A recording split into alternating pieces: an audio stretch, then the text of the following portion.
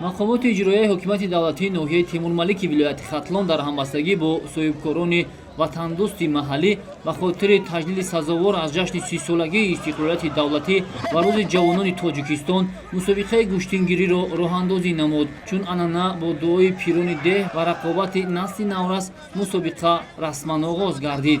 майдони гӯштингирони ноҳияи Темурмалик беҳтарин паҳлавононро аз тамоми гӯшаву канори мамлакат ба ҳам овард ва барои ба даст овардани тӯҳфаҳои хотиравӣ байни ҳамзуру бозу санҷиданд.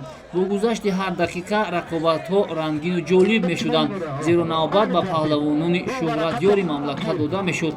дар ин мусобиқа Саиҷалол Саидов, Фарёд Шайхов, Исроил Исматов, Одил Сафаров, Мирзо Ҷамил Рамазонов ва дигар паҳлавонони мамлакат ҳунару маҳорати худро дар майдони диловарӣ нишон доданд. Кумитаи тадорукоти мусобиқа барои онҳое ки дар ин рақобат нерӯсанҷӣ карданд, тӯҳфаҳои дона аз қабили қолин, яхдон, телевизор ва дигар молҳои рӯзгори қиматбаҳо таъсис дода буд.